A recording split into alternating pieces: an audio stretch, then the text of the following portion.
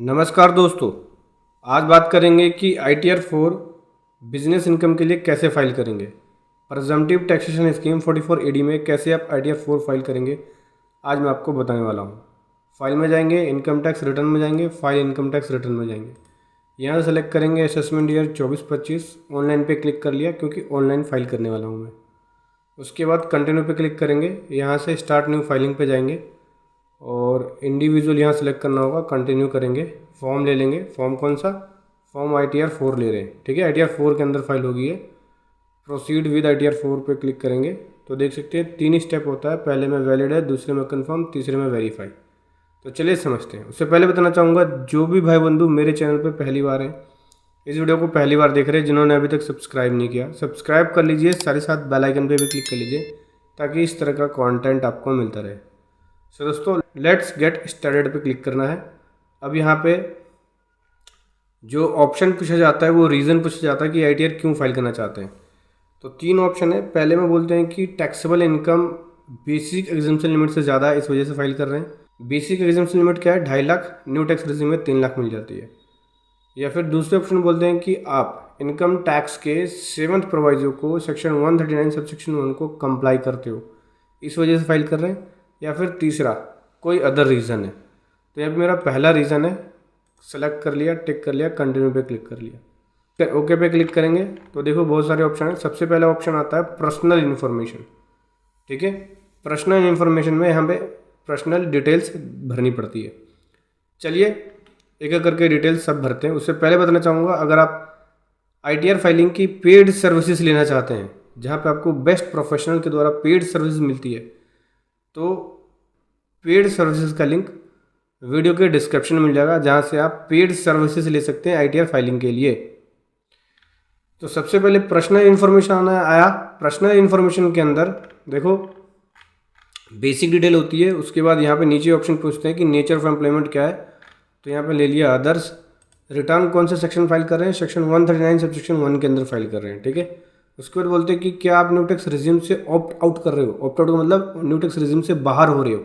अगर new tax regime से बाहर हो रहे हो तो आपको येस करना है और within the due date file किया है तो येस पे क्लिक करेंगे। जैसे ही येस पे क्लिक करोगे आपको क्या करना होगा, यहाँ पे डेट ऑफ फाइलिंग, इसके लिए जैसे ही आप न्यू टैक्स रेजिम से बाहर होते हो तो एक फॉर्म होता है, फॉर्म 10IE है, ये फाइल करना होगा।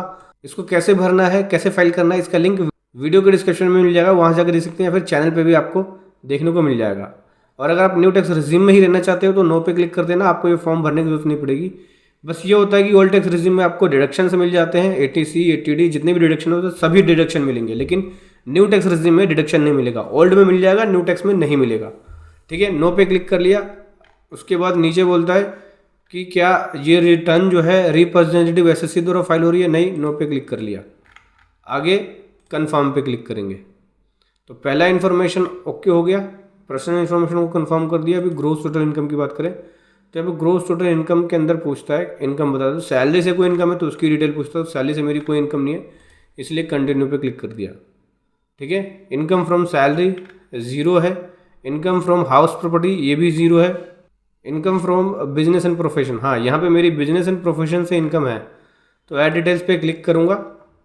और देखो बिजनेस एंड प्रोफेशन में बता दूँ मेरी इनकम क्या है। देखो ये है मेरी balance sheet, profit and loss account और बैलेंस शीट। एक्चुअली यहाँ पे जो SSC है उसका सिलाई सेंटर है खुद का, स्टिचिंग का काम भी करते हैं और सिलाई सेंटर है, सिखाते भी हैं, ट्रेनिंग भी देते हैं। तो देख सकते हैं ये बैलेंस शीट बना हुआ है। पहला है प्रॉफिट एंड लॉस अकाउंट, दूसरा है बैलेंस शीट। तो ये आपको बनाना होगा, इसी की डिटेल्स यहाँ जाएगी। तो सबसे पहले नेम ऑफ बिजनेस, बिजनेस का नेम देना होगा। तो बिजनेस का नेम यहाँ से मैं कॉपी कर लूँगा। बिजनेस का नेम कॉपी कर लिया। अभी बिजनेस का कोड बोलेंगे, भाई बिजनेस का कोड क्या है। तो बिजनेस के कोड में मैं ले रहा हूँ अदर सर्विसेज में लूँगा, जिसका कोड होता है 21008। सो दोस्तों बिजनेस की डिटेल देने के बाद यहाँ पे बिजनेस की डिटेल दे दी, ऐड कर दिया। अब उसके बाद यहाँ पूछते हैं कि ग्रोस टर्नओवर या ग्रोस रिसीट्स क्या है, ठीक है। अब ध्यान रखना 3 करोड़ तक की लिमिट मिल चुकी है सेक्शन 44 AD में। अगर आपकी ट्रांजेक्शन कैश में 5% से ज़्यादा नहीं है या 5% है, 5% है या 5% से कम है, तो उस केस में 3 करोड़ तक की टर्नओवर को आप 44 AD में कवर कर सकते हो। 3 करोड़ तक का बिजनेस है तो 44 AD में जाके अपनी इनकम को दिखा सकते हो, ठीक है। यहाँ पे देखो 11 लाख की यहाँ पे सेल है, मतलब ग्रोस रिसीट्स है 11,84,154 की। तो यहाँ पे डिक्लेयर कर रहा हूँ मैं, और ये सब रिसिट्स जो है वो कैश में है। ठीक है, तो मैं यहाँ पे 11,84,154 लिख रहा हूँ। ठीक है, तो इसका हम लोग देखो यहाँ बोलते हैं कि बी का आपको इसका हमें 8% दिखाना होगा। ठीक है, नेट प्रॉफिट, तो प्रॉफिट मैंने 628,273 दिखाया है। लगभग बात करें ग्रोस प्रॉफिट यहाँ पे 62% और नेट प्रॉफिट 53% है, जो कि 8% से ज़्यादा है। अगर 8% से कम होगा तो ऑडिट कराना पड़ सकता है। और अगर आपकी बैंक सिस्टम के थ्रू होती है, ऑनलाइन होती है या बैंकिंग सिस्टम के थ्रू होती है, तो 6% दिखाना होता है।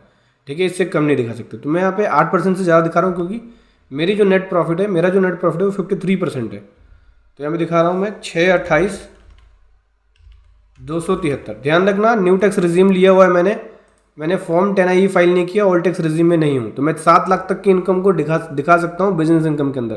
ठीक है, इसलिए 628,273 दिखाया है मैंने, जो कि 7 लाख से कम है। 7 लाख से अबव जाने पे टैक्स बन जाता है, 7 लाख से कम रखने पे टैक्स नहीं बनेगा। ठीक है, तो 628,273 का दिखाया हमने। यहाँ पे ऐड पे क्लिक किया। ऐड पे क्लिक करने के बाद मेरी बिजनेस इनकम आ गई 628 की। मेरे पास डिडक्शन वगैरह नहीं है। देखो, जिसके पास डिडक्शन है उसके लिए तो बेनिफिशियल है कि ओल्ड टैक्स रिजीम में रह जाए, और जिसके पास डिडक्शन नहीं है उसको न्यू टैक्स रिजीम में जाना होगा। तो 628,273 ले लिया, कन्फर्म पे क्लिक किया। कन्फर्म पे क्लिक करने के बाद डिस्क्लोजर एंड एग्जम्प्ट इनकम्स की बात करता है, तो डिस्क्लोजर वाले ऑप्शन पे क्लिक करते हैं। सबसे पहले डिस्क्लोजर में फाइनेंशियल पर्टिकुलर्स की डिटेल्स को मांगता है, तो फाइनेंशियल पर्टिकुलर्स की डिटेल्स को ऐड करेंगे। ऐड डिटेल्स पे जाके फाइनेंशियल पर्टिकुलर्स में क्या क्या आता है, बैलेंस शीट की डिटेल्स जाती है, देख सकते हैं। सबसे पहले यहाँ पे पार्टनर कैपिटल या मेंबर कैपिटल के बारे में बात करता है, तो ये बैलेंस शीट। यहाँ पे कैपिटल अकाउंट ये है 793,459, तो ये लिख लिया हमने। लिख लेता हूँ मैं 793,459।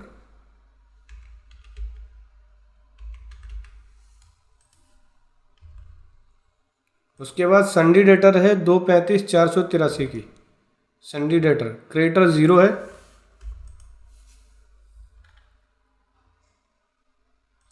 इन्वेंट्री भी 0 है, इन्वेंट्री को 0 कर लेते हैं। और संडी डेटर की बात करें तो संडी डेटर है यहाँ पे 235,483 की।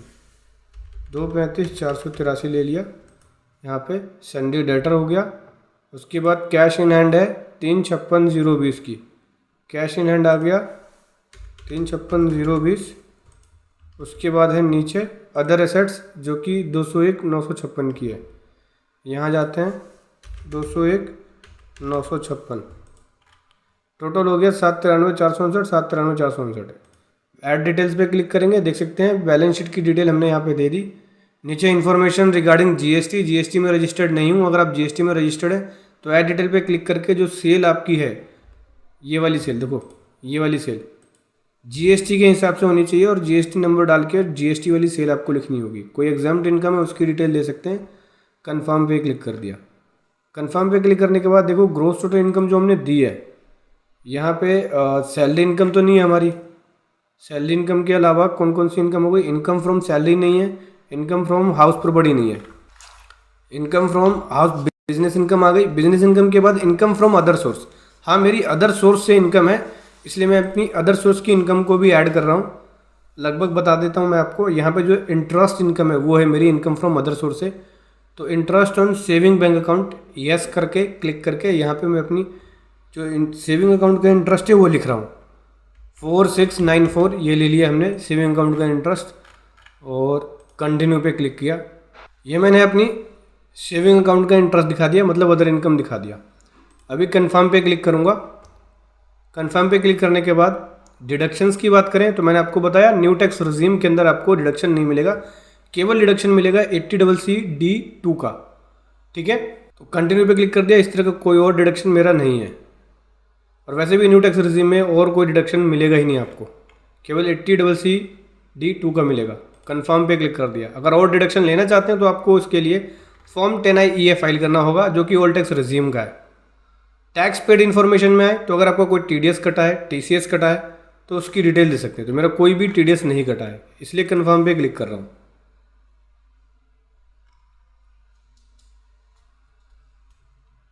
उसके बाद नीचे स्क्रॉल करेंगे, टैक्स पेड इन्फॉर्मेशन जीरो हो गया। टोटल टैक्स लाइबिलिटी की बात करें तो टोटल टैक्स लाइबिलिटी में कंप्यूटेशन ऑफ इनकम की बात करें तो 632,970 की टोटल इनकम आ गई। टोटल टैक्स इस पे बनेगा 18,297, जो कि रिबेट मिल जाएगा मुझे 87A के अंदर रिबेट मिल जाएगा। 22,500 तक का रिबेट मिलता है, तो यहाँ पे मेरे को 18,297 का रिबेट मिल जाएगा। तो जो टैक्स की लाइबिलिटी है मेरी जीरो हो जाएगी, यानी जीरो टैक्स भरना है। कंफर्म पे क्लिक कर दिया, बाकी सभी ऑप्शन कंफर्म हो गए। प्रोसीड पे क्लिक किया। प्रोसीड पे क्लिक करने के बाद देखो ये मेरी इनकम आ गई 632 की। इसके अलावा कोई टैक्स इंटरेस्ट पेनल्टी बनानी है। प्रीव्यू रिटर्न पे जाएंगे, यहाँ से सेलेक्ट कर लेंगे एसएससी को और प्रोसीड टू प्रीव्यू पे जाएंगे।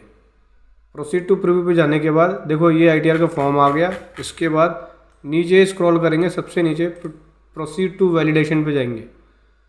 देखो वैलिडेशन सक्सेसफुली हो गया। प्रोसीड टू वेरिफिकेशन पे जाना है, यहाँ से वेरीफाई करने वाला हूँ, ई वेरीफाई करेंगे, टिक कर लिया। कंटिन्यू पे क्लिक करेंगे, आधार ओटीपी ले लेंगे। आधार ओटीपी के ज़रिए वेरीफाई करने वाला हूँ, तो मैं यहाँ पे ले लूँगा आधार ओटीपी। ठीक है, कंटिन्यू पे क्लिक करेंगे, जनरेट करेंगे आधार ओटीपी। चलिए लिख लेते हैं ओटीपी।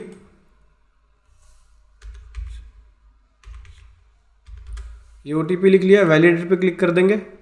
वैलिडेट पे क्लिक करने के बाद देखो ये हमारी रिटर्न सबमिट के लिए बोल रहा है। सबमिट वाले बटन पे क्लिक करेंगे, सक्सेसफुली सबमिट हो गई। डाउनलोड रिसिप्ट पे क्लिक करोगे तो देखो ये हमारी रिटर्न हो गई डाउनलोड। तो इस प्रकार से ITR 4 फाइल करना है असेसमेंट ईयर 24-25 का। ठीक है, देखो ये 632,970 की इनकम मैंने दिखा दी। तो ऐसे हम फाइल करेंगे ITR 4।